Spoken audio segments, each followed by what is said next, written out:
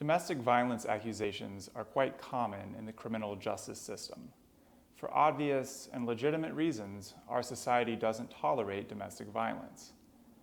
And because of that, people accused of domestic violence can face very serious penalties. However, many people facing domestic violence charges have been falsely accused. In fact, domestic violence charges are, by far, the most common kind of charge in criminal court where the defendant has been wrongfully accused. The reason for that is simple. Unlike most other crimes, domestic violence involves alleged victims who can have significant emotional ties to the defendant, and many alleged victims have a bias against the defendant and a motive to lie. For instance, with another sort of crime, say a bar fight assault or a pickpocket theft, the victim has no personal emotional attachment to the defendant. Consequently, that victim doesn't readily have some existing bias or motive to lie about the defendant. Now, of course, sometimes the alleged victim of a non-domestic violence case does in fact have a motive to lie or bias, but generally speaking, when a stranger is the victim of a crime, he or she doesn't have any reason to falsely accuse a person of a crime or exaggerate what happened. Now, on the other hand, with domestic violence charges, the deep level of emotional entanglement the alleged victim has with the defendant can easily cause the alleged victim to make up claims or exaggerate what happened. For instance, if an alleged victim and the defendant have been arguing for years and each person constantly gets under the other's skin, or the alleged victim discovers that the defendant had an affair, or the defendant breaks up with the alleged victim and, say, kicks the alleged victim out of the home.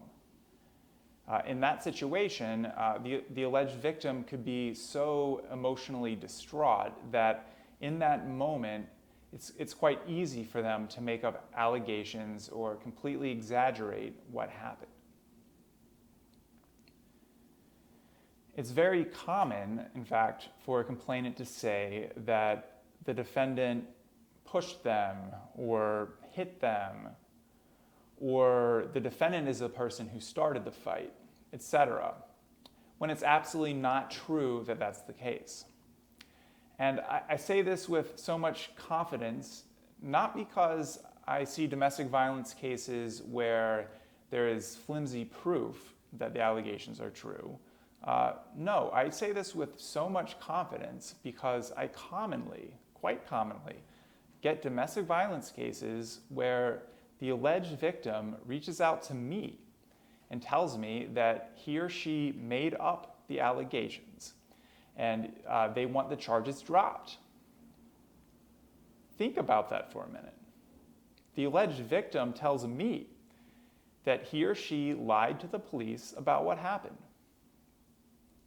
It makes you wonder, if it's not uncommon for the alleged victim to admit that they lied about the allegations, how often are there domestic violence allegations where the alleged victim hasn't recanted their testimony? Based on all of this, it's not surprising that many people charged with domestic violence have never been in legal trouble before. Many of these defendants are generally law-abiding citizens who get caught up in the system simply because of the emotionally charged nature of complicated relationships. Domestic violence charges can carry very serious penalties. So when a person faces domestic violence charges, he needs to strategically navigate the case to make sure that the case is properly handled. Certainly, anyone facing false accusations doesn't want or deserve an unfair conviction. When a person is dealing with false accusations of domestic violence, their case typically falls into one of two categories: a case with an uncooperative victim or a case with a cooperative victim.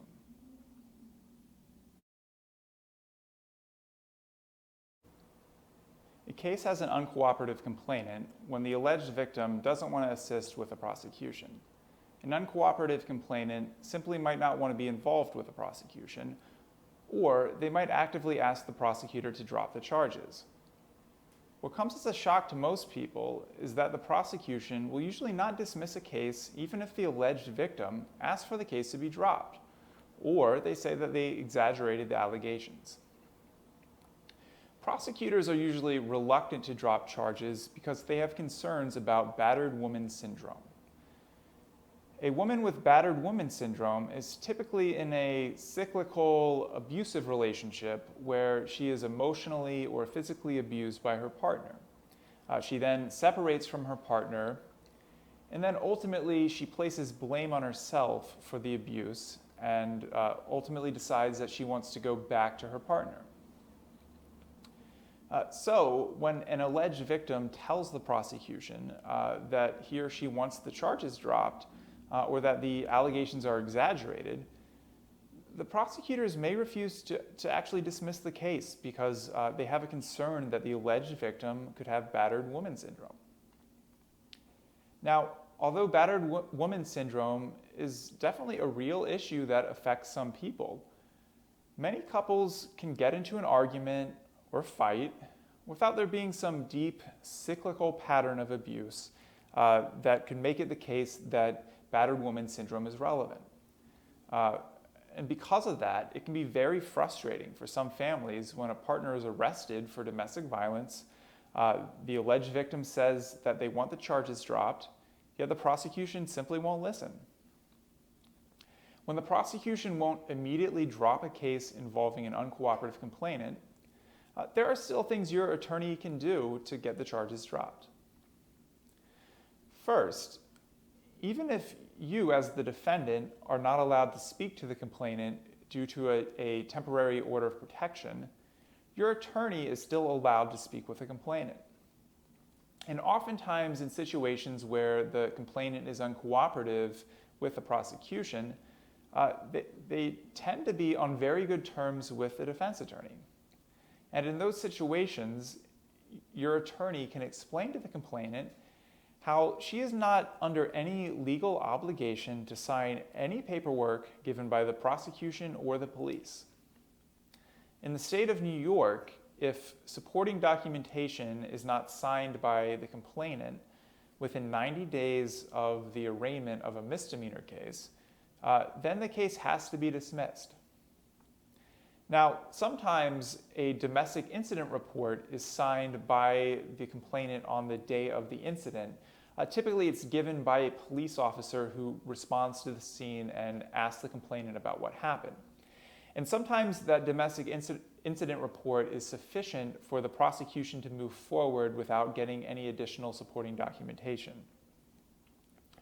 And also, sometimes uncooperative complainants are pressured to sign the supporting documentation because the prosecution will tell them that they will arrest the complainant and charge them with filing a false police report if they don't stick with their original version of events. In that situation, the uncooperative witness might sign the documentation even though they don't want the defendant prosecuted. In the event that the court does find sufficient documentation for the case to move forward towards trial, a defendant is still very nicely positioned to beat their case when the alleged victim is uncooperative with the prosecution. So once a case is adjourned for trial and the cases move forward, the prosecution is going to have to reckon with the fact that they're going to have a very hard time convincing a jury that domestic violence occurred when there's an uncooperative witness. And the reason for that is, first, that they may have very real trouble getting the complainant to appear in court. And then even if the complainant does appear in court, there's a risk about what their testimony is going to be. It's a real wild card. The complainant will very possibly say on the witness stand in front of the jury that she made up the allegations to the police and prosecution, or that she exaggerated what happened because she was angry at the time. And most importantly, no matter what happens, the defense attorney is going to be able to have a field day in front of the jury. So for instance, if the prosecution decides not to call the complainant, the defense attorney can argue to the jury, where's the complainant? How can you convict the defendant when the one witness who is the alleged victim isn't even here? On the other hand, it can often be the case that the defense can consider calling the complainant as their own witness and have the witness explain how at the time of calling 911 or the police coming, they were emotionally charged and they exaggerated what happened. And that can be very damaging for the prosecutor's case when their alleged victim is the defense's witness. It's very bad for the prosecution. And in situations where the prosecution has threatened to charge the complainant if they don't stick to their original version of events, the defense attorney can cross-examine the alleged victim and say, well, so you're saying this now, but isn't it true that the prosecution told you that if you don't stick with your original version of events, you're going to be facing criminal charges yourself? So no matter whether the complainant testifies or not, the prosecution is going to have trouble so long as the complainant has recanted their testimony at any point. It's going to be very difficult for them to prove their case. The only way that the prosecution will really have a chance of having a strong case and getting a conviction with an uncooperative complainant is if there's third-party corroboration, so someone else saw what happened, there's video footage, or there's clear objective injury to the complainant that can be attributed to another cause. Unless those facts can be shown, a defendant generally has a great case when the complainant is uncooperative.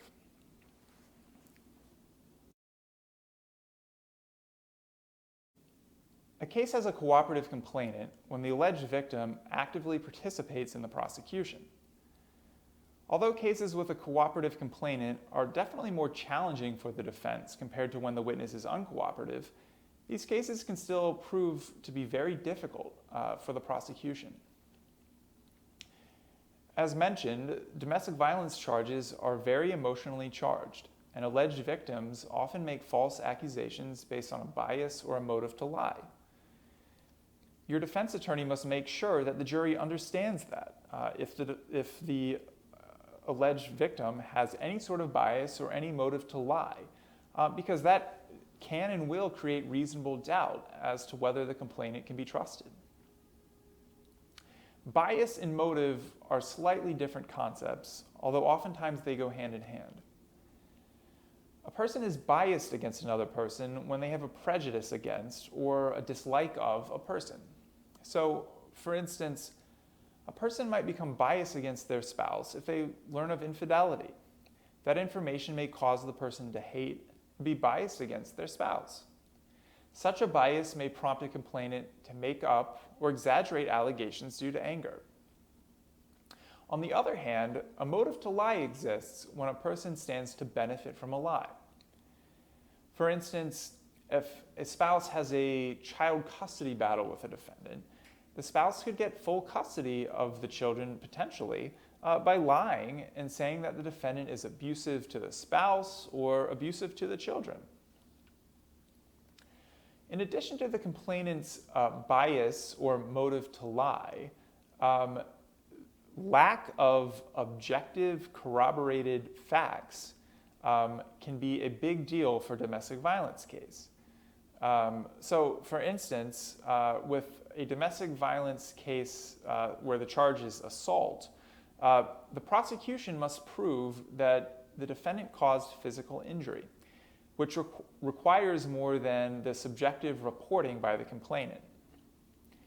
In other words, the complainant simply can't say, oh, you hit them and they were in substantial pain, it hurt a lot. No, there needs to be objective proof of the substantial pain, such as bruising or bleeding or broken bones or fractures, etc. Typically, when a complainant falsely accuses a person of domestic violence, there is little or no objective evidence of physical injury. When the lack of objective evidence is combined with the complainant's bias or motive to lie or both, the prosecution is going to have a very difficult time proving their case, despite the fact that the complainant is cooperating with a prosecution.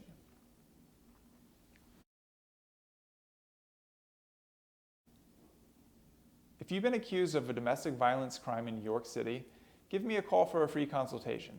I can assess your case and determine the best path forward.